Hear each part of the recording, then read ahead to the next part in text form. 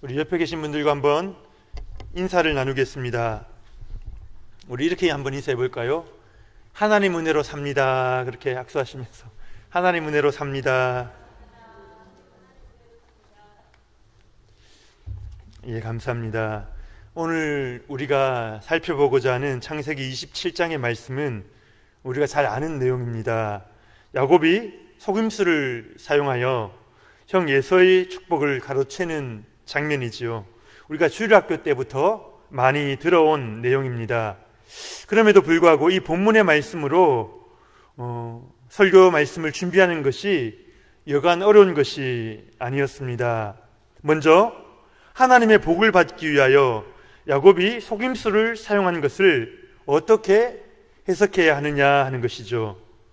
자칫 잘못하다가는 하나님의 복을 받기 원하는 간절한 사모함이 있으면 속임수를 사용하는 것 자체도 하나의 열정이다, 그렇게 곡해해버릴 수가 있는 것입니다. 또한 하나님께서는 잘못된 방법으로도 하나님의 뜻을 이루신다, 그렇게 말하면서 자신의 잘못까지 합리화하는 근거로 삼기도 하는 것이죠. 본문의 내용을 잘 해석하지 못하면 이러한 오해가 생길 수가 있는 것입니다. 본문을 해석하기 어려운 또 한 가지 이유는 오늘 본문에 나오는 등장인물들이 결코 하나님의 사람다운, 성경의 주인공다운 행동을 하지 않고 철저히 인간적인 방법으로 그렇게 행동하고 있다는 것입니다. 심지어 남편과 아버지를 속이는 것처럼 일반 사람들이 생각하기에도 부도덕한 모습을 보이고 있어서 이 인물들의 참된 모습을 어떻게 이해해야 하는가, 우리가 혼란스러워지기도 하는 것입니다. 성경 전반에 걸쳐서 이 인물들에 대하여 입체적으로 이해를 하지 않는다면 또 우리가 단편적인 면만 보고 우리가 해석을 그르칠 수가 있는 것입니다. 하지만 동시에 오늘 본문이 우리에게 강력하게 도전하고 있는 것이 있습니다. 우리가 조금만 정직하게 우리 스스로를 돌아본다면, 오늘 본문의 말씀 속에서 우리 스스로를 돌아본다면 오늘 성경에 나오는 이삭과 리브가, 그리고 야곱과 에서 같이 우리가 얼마나 이기적이며 인간적인 방법으로 하루하루 살아가고 있는가, 그 우리의 본 모습을 발견하게 되는 것입니다. 이처럼 죄 많고 연약한 우리 가운데 여전히 역사하시는 하나님의 섭리를 보게 되고 다시 한번 겸손히 하나님의 은혜를 붙잡게 되는 것입니다. 오늘 말씀을 통하여 이러한 은혜가 있으시기를 축복합니다. 오늘 본문 말씀은 하나님의 복을 받기 위해서 인간적인 방법을 사용하는 4명의 인물을 보여주고 있습니다. 이 4명의 인물을 오늘 차례대로 한번 살펴볼 것입니다. 오늘 본문의 첫 번째 장면에서 나이가 많아 눈이 어두워진 이삭이 에서를 축복하기 위하여 집으로 부르는 장면이 나오죠. 나이가 많아 언제 죽을는지 알 수가 없으니 아버지로서 아들에게 지금 축복을 해야겠다는 것입니다. 그런데 우리가 이미 잘 알고 있는 것처럼 하나님께서 장자의 축복으로 택하신 자는 에서가 아니라 야곱이지요. 이삭과 야곱이 태어나기 전에 하나님의 말씀을 받는 장면이 있습니다. 이때 하나님께서는 쌍둥이가 태어날 것인데 큰 자가 어린 자를 섬기게 될 것이라 분명히 그 말씀을 주셨거든요. 그런데 지금 이삭은 집에 있는 야곱을 부르지 않고 밖에 나가서 살고 있는 에서를 부르고 있는 것입니다. 오늘 본문 바로 앞인 창세기 26장 마지막 부분을 보면 에서가 헷 족속 여인 2명과 결혼을 하여 집에서 나가서 살고 있음을 알 수가 있습니다. 이삭이 어떤 인물입니까? 하나님의 약속을 따라 본토아비 집을 떠나 가나안 땅으로 온 아브라함의 그 독자 아들이지요. 모리아산의 그 극적인 제사를 자신의 몸으로 직접 체험까지 했던 자입니다. 아브라함에게 주셨던 자손 번성에 대한 그 약속과 축복의 통로로 사용할 것이라는 이 약속을 이어받은 자라는 것입니다. 블레셋 왕조차도 여호와 하나님이 그와 함께 계시다라고 고백을 했던 믿음의 인물이 이 이삭이라는 것입니다. 그런데 이 이삭이 지금 육체의 눈이 어두워지고 동시에 영적인 눈이 어두워진 것입니다. 하나님께서 분명하게 말씀하셨던 것이 이제는 헷갈리기 시작하고 결국 자신의 생각대로 그리고 자신이 편한 대로 하나님을 대신하는 이 중요한 축복을 자신 마음대로 좌지우지하는 것입니다. 보통 몸이 약해지면 마음도 약해진다고 합니다. 그리고 마음이 약해지면 여유가 없어지고 이기적으로 변하기가 쉽습니다. 오늘 본문 3절, 4절 말씀을 다시 한번 읽어볼 텐데요. 이삭이 자기 자신을 강조하는 말을 얼마나 자주 반복하고 있는지 한번 보시기를 바랍니다. 우리 3절, 4절 말씀 같이 한번 읽어보겠습니다. 시작. 그런즉 내 기구 곧 화살통과 활을 가지고 들에 가서 나를 위하여 사냥하여 내가 즐기는 별미를 만들어 내게로 가져와서 먹게 하여 내가 죽기 전에 내 마음껏 내게 축복하게 하라. 나를 위하여 사냥하고 내가 즐기는 별미 내게로 가져와서 내가 죽기 전에 내 마음껏, 이렇게 짧은 두 구절 속에서 무려 5번이나 자기 자신을 강조하고 있습니다. 자신은 사냥하여 만든 별미를 좋아하니 그것을 마음껏 먹고서 그것을 가져온 에서를 축복하겠다, 그렇게 말하고 있는 것입니다.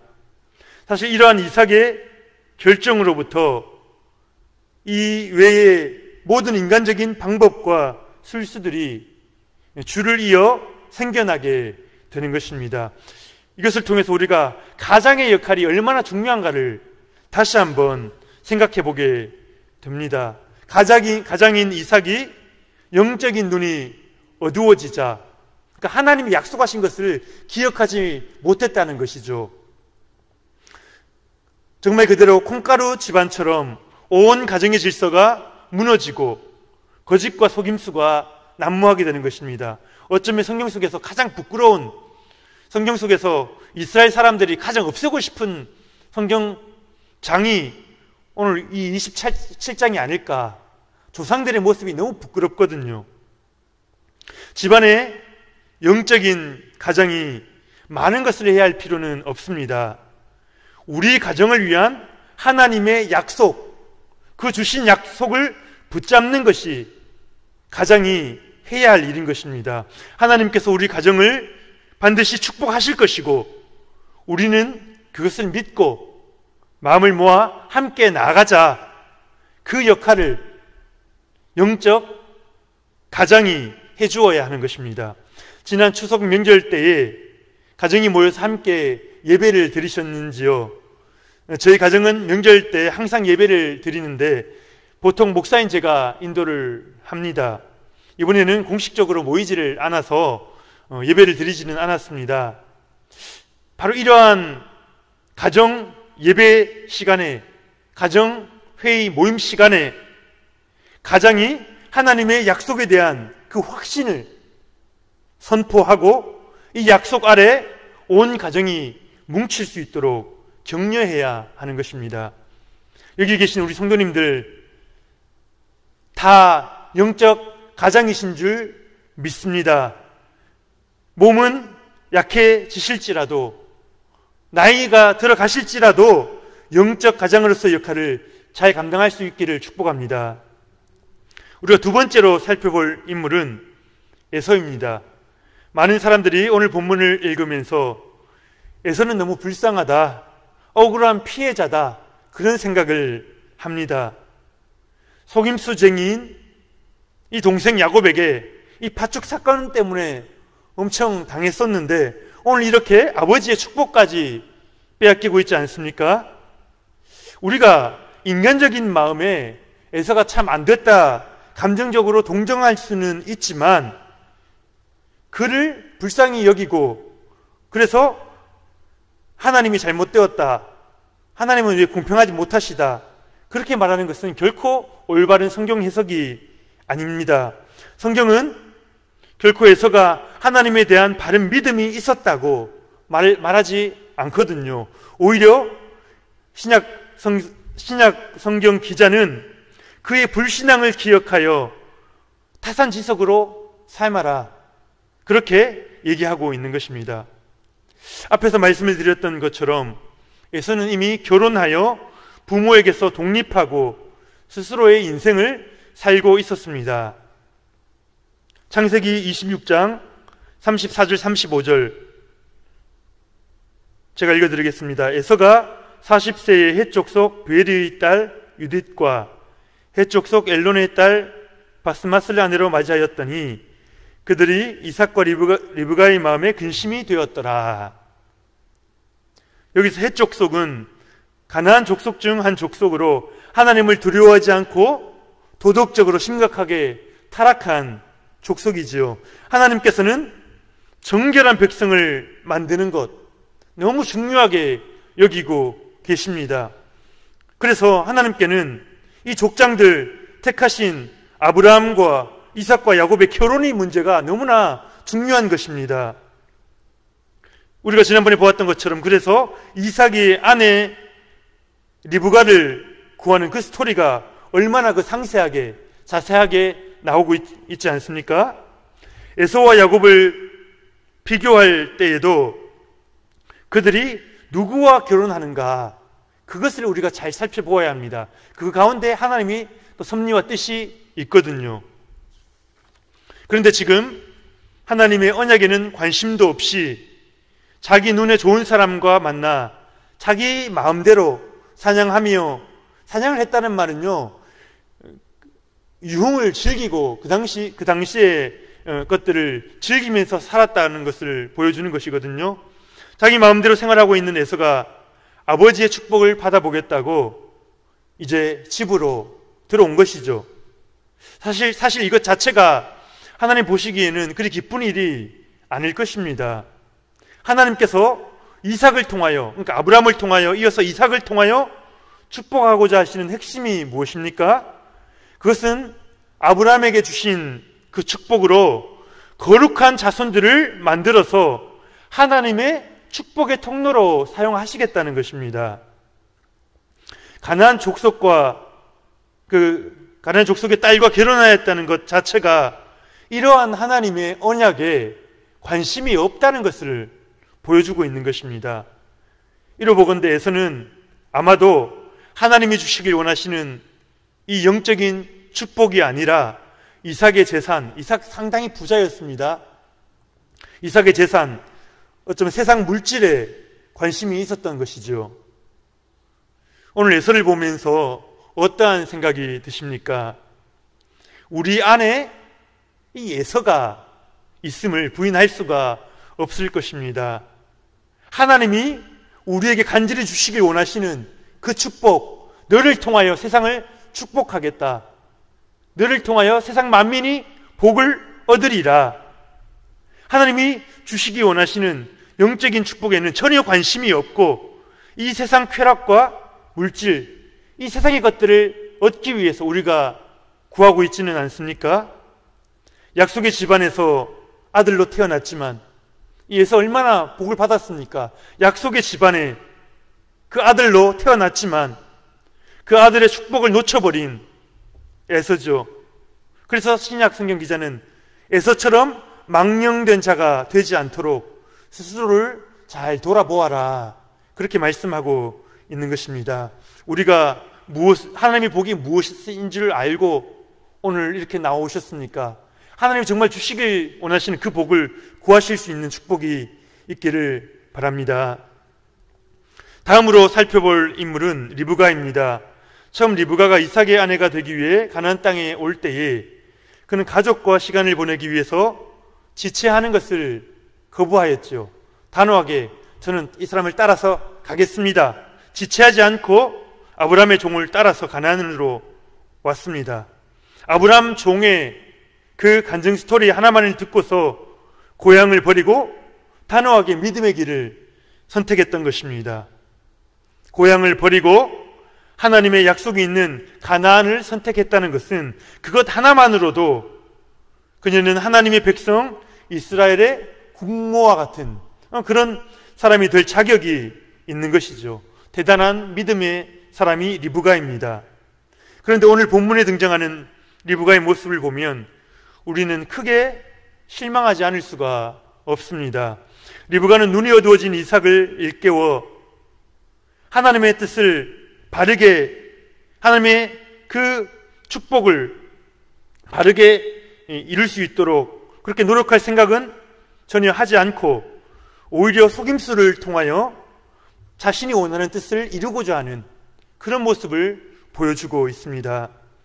이삭과 에서의 대화 내용을 엿들은 그녀는 야곱을 불러서 형의 축복을 가로채도록 그 계책을 꾸미지요. 집에서 기르는 염소 새끼 2마리를 잡아오면 자신이 이삭이 좋아하는 그 별미를 만들어 주겠다는 것입니다. 여기서 이 일의 주동자는 명확하게 리브가가 아니겠습니까? 야곱은 손에 털이 없기 때문에 아버지한테 들킬 것이다. 오히려 염려하는 모습을 보이는데 리브가가 앞장서서 이 계략을 꾸미고 있는 것입니다. 야곱이 이렇게 나오면 리브가가 정신을 좀 차리고 생각을 다시 한번 해봐야 했을 것입니다. 하나님께서 우리의 아들 야곱을 축복하기로 그렇게 분명히 말씀을 하셨다면 지금 상황은 그렇게 보이지 않을지라도 어떠한 방법을 통해서라도 하나님이 하시리라는 그 믿음을 되새기는 것이죠. 하지만 지금 리브가는 이삭과 마찬가지로 자신의 생각에 완전히 사로잡혀 있는 것입니다. 리브가의 생각에 가나안 족속과 결혼해서 나가서 살고 있는 에서가 축복을 받는 것보다는 자신이 집에서 끼고 살았던 이 야곱이 축복을 받는 것이 훨씬 이득이 있을 거라 생각을 한 것입니다. 그래서 리브가가 이렇게 대답합니다. 오늘 본문 12절 13절 말씀 우리 같이 한번 읽어보겠습니다. 12절 13절 시작.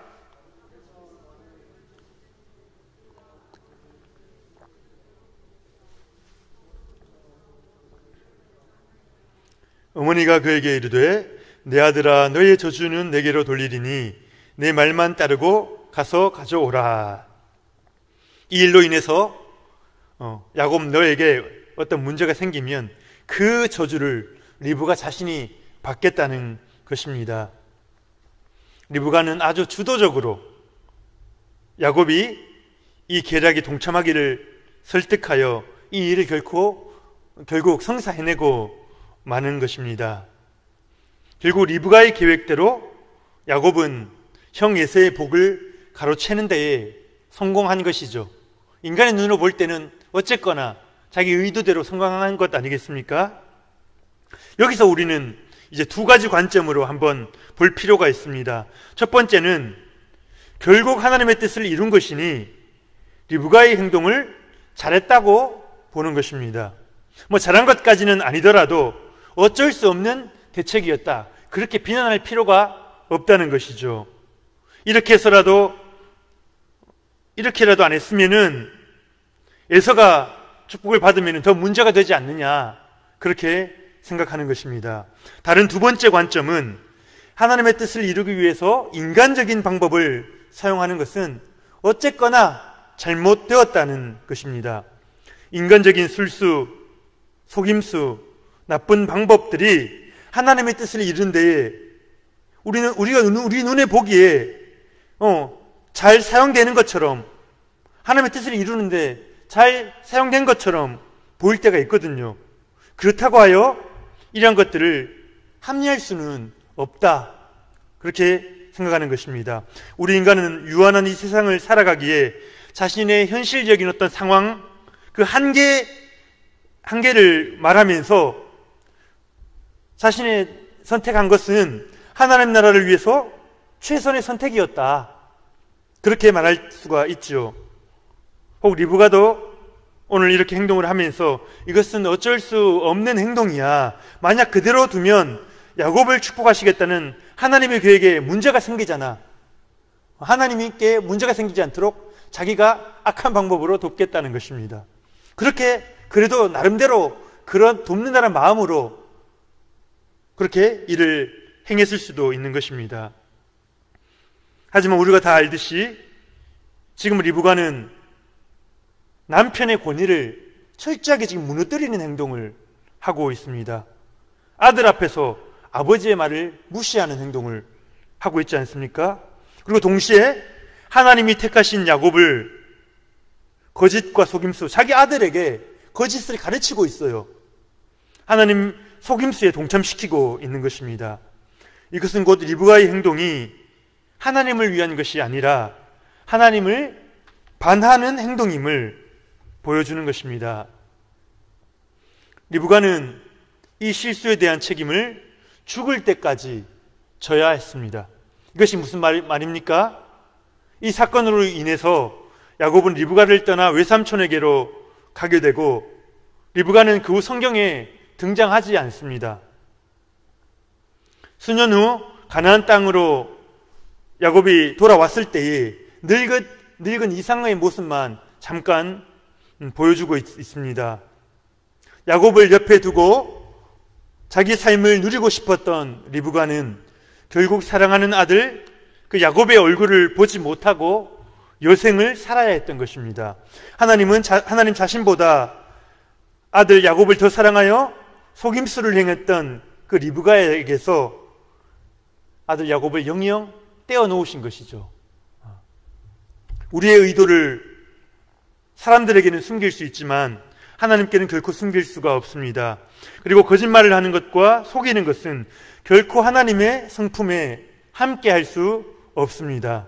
하나님께서는 인간의 거짓말과 악함을 허용하시고 그것을 때로는 사용하시는 분이십니다. 하지만 결코 그것을 칭찬하시거나 합리화하시지는 않는다는 사실을 우리가 기억해야 합니다. 리브가와 같은 믿음의 어머니조차도 이런 유혹에 넘어갔으니 우리들도 방심하지 마시고 우리가 순전한 마음으로 하나님의 뜻이 무엇인가 잘 분별하실 수 있기를 예수님 이름으로 축복합니다. 오늘 마지막 인물은 야곱입니다. 야곱은 리브가가 아버지를 속이는 그 계략을 꾸몄을 때에 처음에 주저하였습니다. 하지만요, 막상 실전에 투입되자 그는 어떤 연기자보다도 더 능숙하게 그 거짓을 잘 연기해내고 있는 것입니다. 오늘 본문 18절에서 20절 말씀이 그것을 보여주는데 우리 한번 18절에서 20절 번갈아 가면서 한번 보시겠습니다. 야곱이 아버지에게 나아가서 내 아버지여 하고 부르니 이르되 내가 여기 있노라. 내 아들아 네가 누구냐?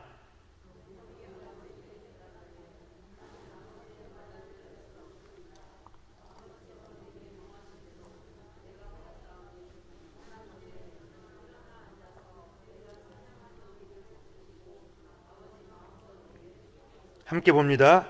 이삭이 그의 아들에게 이르되 내 아들아 네가 어떻게 이같이 속기 잡았느냐? 그가 이르되 아버지 하나님 여호와께서 나로 순조롭게 만나게 하셨음이니이다. 아멘. 아버지를 속이다가 걸리면 어떡할까 염려했던 야곱이 이제는 술술 거짓말을 잘하고 있습니다. 이삭이 누구냐고 묻자 나는 아버지의 맏아들 에서입니다. 저에게 말씀하신 대로 지금 다 행했습니다. 제가 사냥해온 고기를 잡수시고 축복하소서 그렇게 이야기를 하지요. 그런데 이삭이 생각하기에 너무 빨리 사냥을 해서 요리까지 해온 것입니다. 이렇게 짧은 시간 안에 이렇게 하기가 쉽지 않을 텐데 그래서 다시 묻습니다. 네가 어떻게 이같이 속히 잡았느냐? 우리가 만약 이 상황에서 질문을 받는다면 무척 당황할 것입니다. 뭔가 찔리잖아요. 핵심을 찌르는 질문이거든요. 사냥을 해서 요리까지 하려면 이렇게 빨리는 불가능하다는 것입니다. 그런데 야곱이 무엇이라고 대답합니까? 아버지 하나님 여호와께서 나로 순조롭게 만나게 하셨습니다. 이 얼마나 능수능란한 반응입니까? 이것을 보면 야곱은 그 이름처럼 정말 속이는 데에는, 그리고 잔머리를 굴리는 데는 어쩌면 타고난 능력이 있는 그런 사람입니다. 특히 여기서는 아버지 이삭이 믿는 그 하나님을 딱 끌고 오지요. 하나님을 빌미로 해서 어려운 상황을 싹 빠져나가는 것입니다. 하나님의 이름을 거짓말하는 데에 그 근거로 지금 사용하고 있는 것입니다. 10계명 중 3계명이 너는 내 하나님 여호와의 이름을 망령되게 부르지 말라, 그렇게 말씀하는데요. 야곱처럼 하나님의 이름을 잘못된 용도로 사용하는 것도 분명 이에 해당할 것입니다. 하나님 보시기에 아주 좋지 못한 모습이라는 것이죠. 이렇게 거짓말과 속임수를 통해서 결국 야곱은 아버지의 축복을 받게 됩니다. 야곱이 아버지한테 들켜서 저주를 받을까 그렇게 염려를 했었다는 것은 지금 하고 있는 일이 결코 옳지 않다는 것을 이미 알고 있었다는 것을 말해줍니다. 야곱의 행동 역시 하나님의 뜻을 이루기 위한 것이었다. 리브가가 꼭 그렇게 생각했을 것처럼 우리가 그렇게 말할 수가 없는 것이죠. 이삭을 영적으로 묻어진 자라고 우리가 아마 오늘 표현할 수 있을 것입니다. 에서를 영적인 일에 관심이 없는 자, 하나님과 하나님이 주시고자 하는 축복에 관심이 없는 자, 그렇게 본다면 오늘 리브가와 야곱은 복을 얻기 위하여 인간적인 속임수를 사용하는 그런 모습을 보여주는 것입니다. 어떻게 보면요, 이삭과 에서보다도 더 비열해 보이고 더 치사해 보이는 것입니다. 겉으로는 하나님을 운운하지만 실제로는 남편을 속이고 형을 무시하고 진정성이 없는 것입니다. 왜 하나님께서는 비열하고 치사한 행동을 하는 리브가와 그 야곱의 계략이 성공하도록 놔두셨을까? 이것은 참 어려운 질문입니다. 우리가 궁금하지만 우리가 다 확실하게 말하기는 어렵습니다. 다만 우리는 이 계략이 성공한 것은 하나님의 전체 큰 그림 안에, 큰 섭리 안에 있었다라고 말해야 할 것입니다. 다만 여기서 우리가 확인할 수 있는 것은 리브가와 야곱이 절대 잘한 행동이 아니다. 믿음으로 하는 행동이 아니다. 이 계략을 행한 것 때문에 수십 년간 고통을 당했다는 것, 그것을 우리가 기억해야 합니다. 앞에서 설명한 것처럼 리브가는 그 사랑하는 아들 야곱을 떠나보내고 홀로 외로움 가운데 살다가 세상을 떠났죠. 야곱 또한 어떻습니까? 형에게 쫓겨서 외삼촌 댁에 며칠 걸릴 줄 알고, 며칠 있으면 돌아올 줄 알고 간 그 길이 외삼촌에게 때로는 어떻게 보면 노예처럼 여러 번 속고 속으면서 일하고 서름을 당해야 했던 것입니다. 부모님을 떠나 혼자서 일하고 또 결혼하고 아이를 낳는 그 과정을 겪으면서 수많은 외로움과 고통을 당했던 것이죠. 이러보건대 하나님께서는 결코 오늘 축복을 가로채는 이 계략을 결코 긍정적으로 평가하시지 않는다라는 것입니다. 오히려 하나님이 이루실 것을 믿고 가족의 화평을 도모하는 것이 어쩌면 올바른 일이었을 것입니다. 그런데요, 하나님은 참으로 이상한 분이십니다. 리브가와 야곱처럼 비열하고 치사해 보이는 자를 통해서 오늘도 하나님의 일들을 이루어 가신다는 것입니다. 하나님의 교회를 그 부족한 자들을 통해서 오늘도 세워나가신다는 것입니다. 하나님 자신이 우리 때문에 세상에 욕먹으실 것까지 각오하시면서 우리처럼 비열하고 치사한 인생을 자신의 자녀로 불러주신 것입니다. 그 은혜로 인하여 오늘 우리가 여기 서 있는 것입니다. 인간의 능력과 성품을 뛰어넘는 하나님의 은혜와 사랑을 찬양하는 시간이 꼭 있으시기를 축복합니다. 오늘 본문에 등장하는 4명의 인물들에 대해서 살펴보았는데요. 어찌 이런 인물들을 사용하시느냐? 우리가 하나님을 원망했었는데 이 말씀을 묵상하다 보면 이 인간적인 수를 쓰는 이 인물들의 모습 속에서 우리가 발견되는 것입니다. 우리에게 베풀어 주신 하나님의 사랑, 그것을 다시 한번 기억하시고 다시 한번 우리의 삶을 하나님 앞에 올려드릴 수 있는 우리 모든 성도님들 될 수 있기를 예수님의 이름으로 축복합니다.